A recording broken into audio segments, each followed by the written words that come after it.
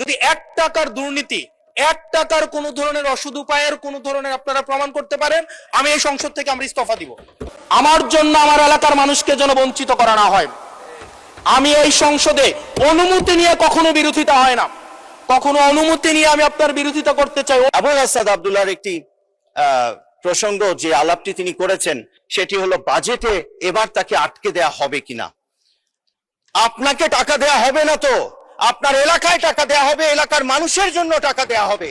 সেই জন্য আপনি ইন্টারিম গভর্নমেন্টে যেভাবে যেভাবে পেয়েছেন, আমরা অনেক কিছু শুনি, অ্যালিগেশনের এই আদান প্রদানে অনেক কিছু বলা যায়, সেভাবেই চলবে হয়তো। ইয়েস, আবুল হাসনাত আব্দুল্লাহ, আপনি ধন্যবাদ মাননীয় স্পিকার।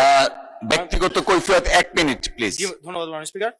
বিধি 274 অনুযায়ী মাননীয় স্পিকার, ব্যক্তিগত কৈফিয়ত যেহেতু আমার নাম ধরে বলা হয়েছে, আমি আমার বক্তব্যের কোথাও আমি এই শব্দ উচ্চারণ করিনি বা এই বাক্য বলিনি যে আমাকে যেন বরাদ্দ বঞ্চিত না করা হয়। আমি সেটি বলেছি যে আমার এলাকার মানুষকে যেন কোনোভাবে আমার বক্তব্যের কারণে আমার এলাকার মানুষকে যেন বঞ্চিত না করা হয়, 1 নম্বর বিষয়। 2 নম্বর বিষয় মাননীয় স্পিকার, আজকেও এই সংসদে আমরা দেখেছি যে জুলাই সংশ্লিষ্ট আমাদেরকে মিন করে একটা কথা বলা হয়েছে যে আমরা আগে রিকশায় চড়তাম, এখন আমরা গাড়িতে চড়ি।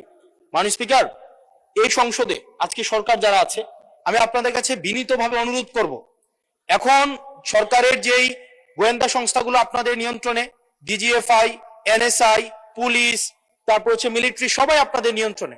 আমি আপনাদেরকে অনুরোধ করব, আপনাদের মতো দায়িত্বশীল জায়গা থেকে এলিগেশনের টোনে এলিগেশন না দিয়ে আপনারা তদন্ত করে যদি 1 টাকার দুর্নীতি, 1 টাকার কোন ধরনের অসৎ উপায়ের কোন ধরনের আপনারা প্রমাণ করতে পারেন, আমি এই সংসদ থেকে আমরা ইস্তফা দিব। ধন্যবাদ মাননীয় সদস্য, ধন্যবাদ।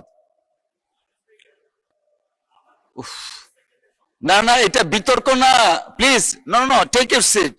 জি, মাননীয় চিফ হুইপ, মাননীয় চিফ হুইপ। মাননীয় স্পিকার, এটা বিষয় হলো যে এরকমের মাননীয় সদস্য যিনি বক্তব্য রেখেছেন তিনি তার কথা উল্লেখ করেন না, তো এখানে কোনো ব্যক্তিগত কৈফিয়ত এমনি হয় না। আর 2 নম্বর, না না, ওনার নাম উল্লেখ করেছিলেন। আচ্ছা, নাম বলেছে, আচ্ছা